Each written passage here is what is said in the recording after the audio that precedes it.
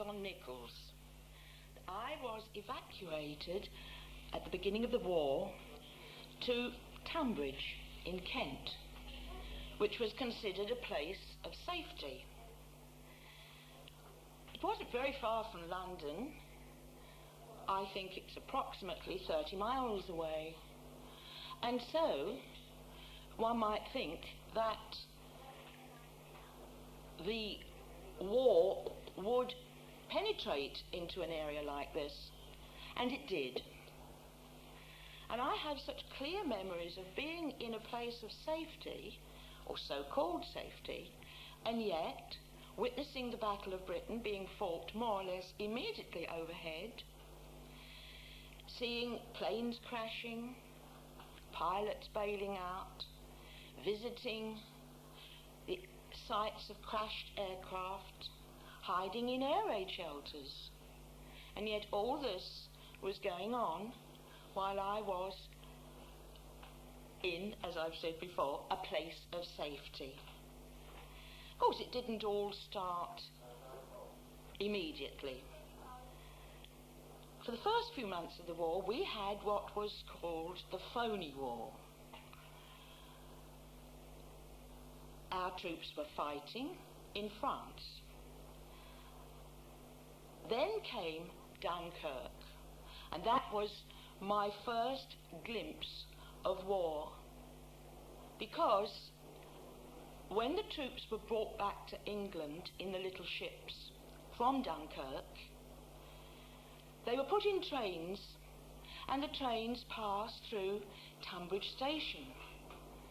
Now, I was 11 and a half at that time, and we went down to Tunbridge Station and saw the trains coming through. The soldiers were leaning out of the windows. They'd been through terrible times in France, but they were cheerful, they were waving, and we children stood on the platform and waved to them. Many of them had wet clothes because they'd been having to stand in the channel for a long time before the boats had picked them up, and their trousers were hanging out of the windows to dry, and their shirts. And some of the trains stopped, and on the platform there were ladies from the Red Cross and St. John's Ambulance, and they were handing up cups of tea to the soldiers. We thought it was very exciting, and yet of course the implications were terrible, because we knew that with the army out of France and back in England, the next thing that was probably going to happen was that Hitler was going to invade, and southeast England was his prime target. If he was going to come at all, he was going to come probably to our area, possibly across the channel and fighting in the channel ports first, and then dropping by parachute from the skies. So the next thing that we saw that we thought was very exciting were the erection of all the anti-tank obstacles. These were to stop the tanks going up the street. And in our little village, or so-called village, it was really an extension of Tunbridge Wells, but it was like a village to us, it was called Southborough, they actually put a machine gun post in our garden. It was manned by the Home Guard, and they pulled part of the fence down, and it went up and down on hinges, so that when the Germans came down the street, that is, if they did, they would think it was an ordinary garden.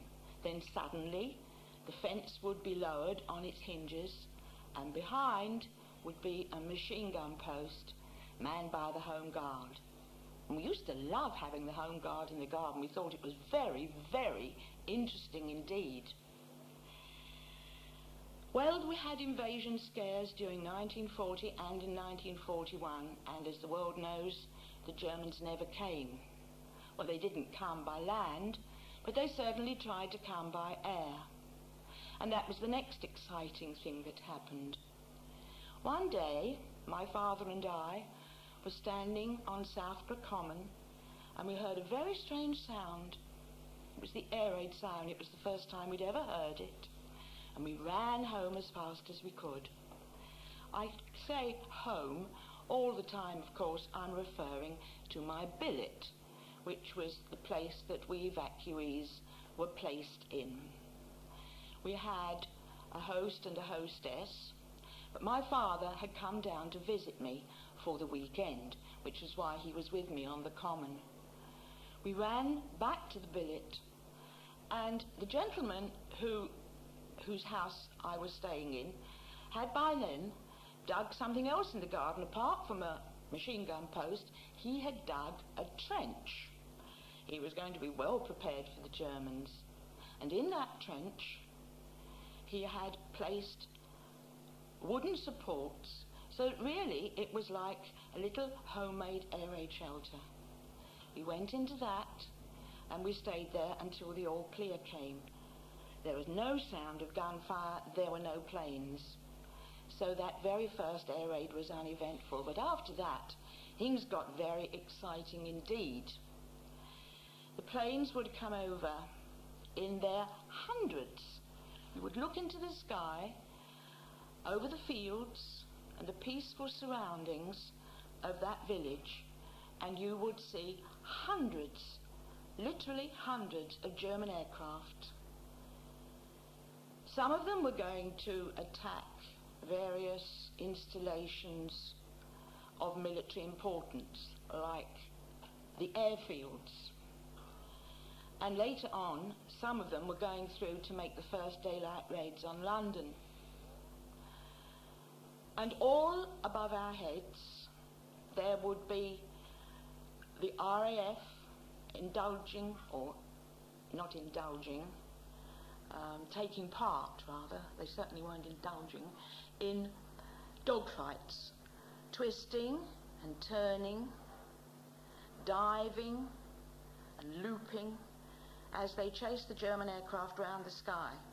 And we would hear the sound of the machine guns, and the empty clips from the machine guns would fall down into the street. And we children, when the danger was past, would rush out into the street to pick these clips up. These were great souvenirs. We were very keen on collecting souvenirs. Sometimes planes were brought down, and then if we could, and the site of the crashed aircraft wasn't too far away, we would go and look at it. There were usually soldiers on duty to prevent us from touching the wreckage, but we would say, "Can we have a bit of the aircraft, please?" And they would give us a piece of the crashed aircraft. We never took pieces of crashed RAF planes, obviously. It was the German pieces that we wanted. We didn't feel in the least upset about it.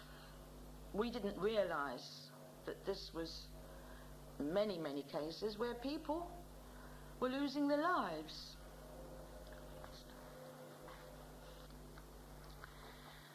During the war, a very wonderful recording was made.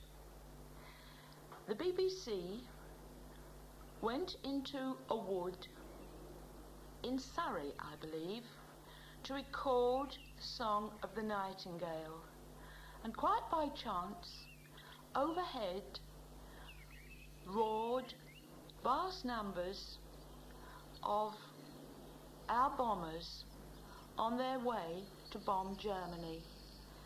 And so the recording became quite famous because of the combination of the wonderful sound of nature, that is, the voice of the nightingale, and the roar of war machines.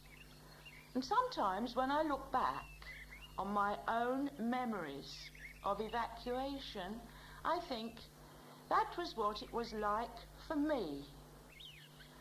I was in the country, there were the sounds of the farm animals, the birds singing, the wind in the trees, which I loved, and at the same time there was war going on around me. dogfights, soldiers practicing manoeuvres. So my memories of evacuation can be pretty well summed up in 3 words: war and peace.